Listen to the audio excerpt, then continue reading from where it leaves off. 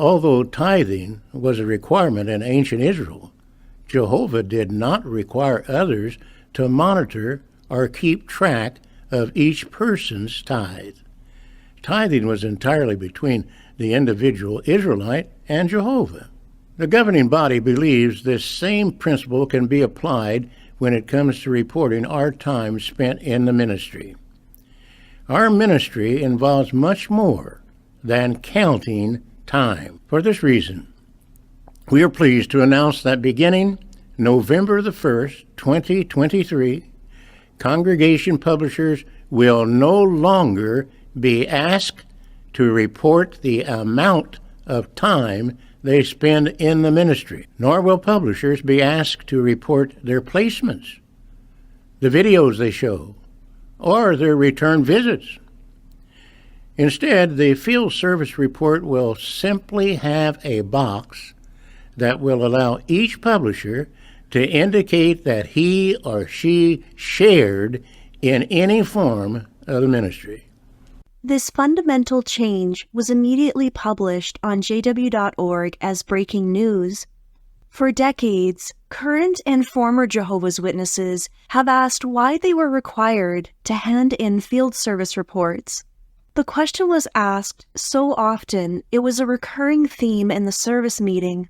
One specific talk was Why We Report Our Field Service by the secretary. Based on the organized book, we'll look at how so-called scriptural proof was used to back up this reporting requirement. Please notice how it was called important, beneficial, and the use of definitive statements such as making clear to us his view of keeping accurate records. In the 2005 edition, this section begins on page 88. In the 2015 edition, it begins on page 78. And in the 2019 edition, it starts on page 83. We'll read from this edition, paragraphs 31 to 36. Why we report our field service. Do you sometimes forget to turn in your field service report? No doubt all of us need occasional reminders. But if we cultivate the right attitude toward reporting and understand why doing so is important, it may be easier for us to remember to report our field service. Some have asked, since Jehovah knows what I am doing in his service, why do I need to put in a report to the congregation? True, Jehovah knows what we are doing, and he knows whether our service is whole-souled or just a token of what we are really able to do. Remember, however, that Jehovah recorded the number of days that Noah spent in the ark, and the number of years that the Israelites journeyed in the wilderness. God kept account of the number of those who were faithful and of those who disobeyed. He recorded the progressive conquest of the land of Canaan and the accomplishments of the faithful judges of Israel. Yes, he recorded many details regarding the activities of his servants. He inspired this written record of what took place, making clear to us his view of keeping accurate records. Historical events recorded in the Bible demonstrate the exactness of reports and records kept by Jehovah's people. In many cases, the full impact of the Bible account could not be conveyed without reporting the specific numbers.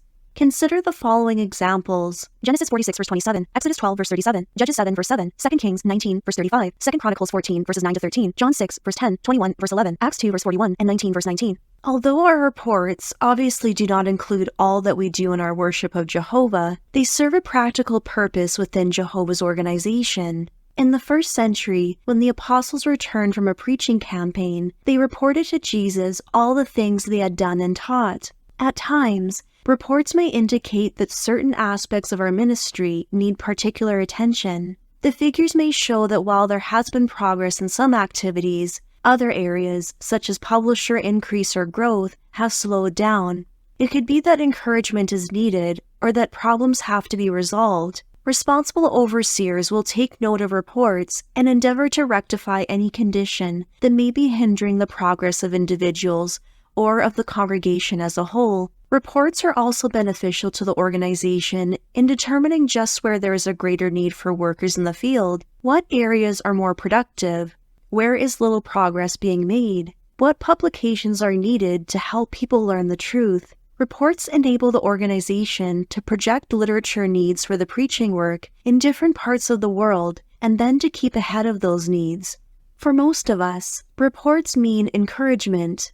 Are we not thrilled when we hear about the work our brothers are doing in preaching the good news worldwide? Reports of increases help us to get an overall view of the expansion of Jehovah's organization. Experiences warm our hearts and fill us with zeal, moving us to have a fuller share in the preaching work. Our cooperation in turning in field service reports is important and shows our concern for the brothers everywhere. In this small way, we demonstrate our submission to Jehovah's organizational arrangement.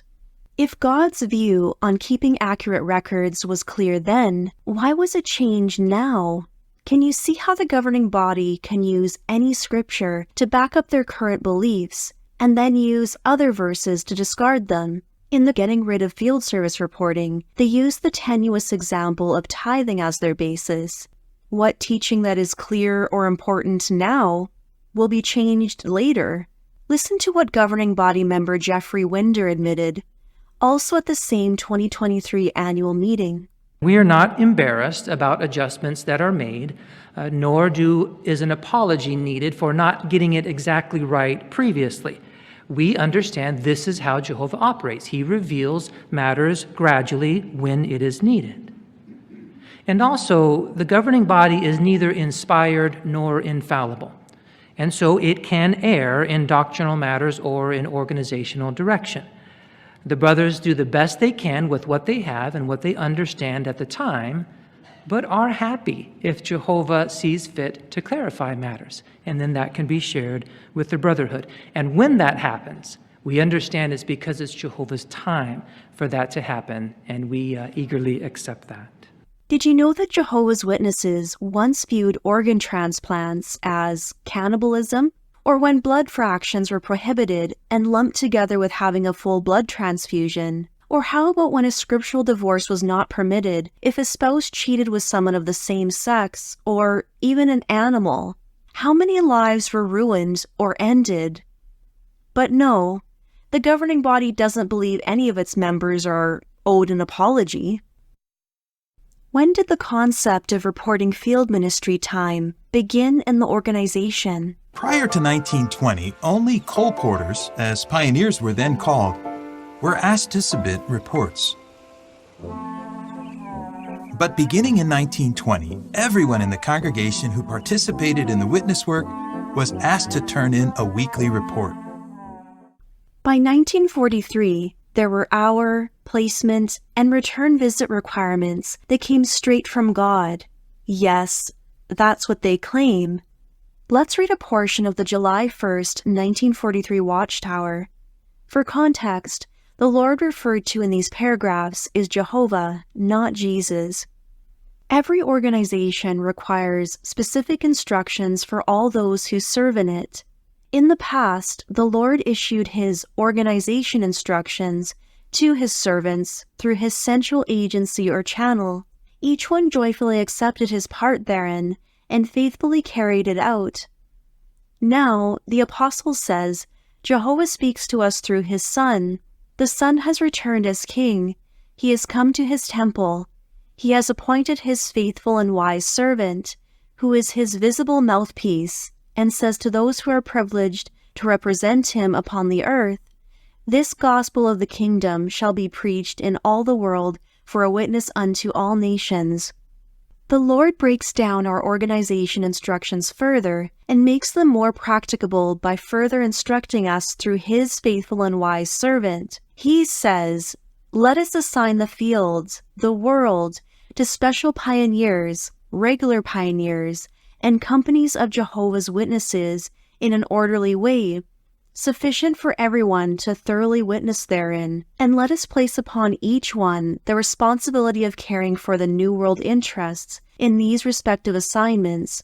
He says, the requirements for special pioneers shall be 175 hours and 50 back calls per month, which should develop into a reasonable number of studies, and for regular pioneers, 150 hours and as many back calls and studies as can be properly developed during that time. And for company publishers, he says, let us make a quota of 60 hours and 12 back calls and at least one study a week for each publisher. These directions come to us from the Lord through his established agency, directing what is required of us. And for those who really love the Lord and are guided by his counsel, that is a reasonable service requirement. This expression of the Lord's will should be the end of all controversy. It is for your good that these requirements are made, for thereby you are enabled to prove your integrity and magnify the Lord's name. These directions from the Lord come to us as individuals and as collective units called companies. The Lord, through his faithful and wise servant, now states to us, "Let us cover our territory 4 times in 6 months." That becomes our organization instructions, and has the same binding force on us that his statement to the Logos had when he said, "Let us make man in our image." It is our duty to accept this additional instructions and obey it. So, the field service guidelines were instituted by Jehovah himself according to their watchtower. They claim it was the duty of Jehovah's Witnesses to accept and obey this instruction. What is a requirement Jehovah's Witnesses have today that will be abandoned later because of new light? Whatever it is, the governing body will see no need to apologize to the witnesses. What a humble, loving group of men leading the organization. Please like, share, subscribe, and comment. Special thanks to The Piper, also to Eli Tyler, Mousegeek, and Eric Hensley 67 for the YouTube super thanks. Thank you for watching, and see you in the next video.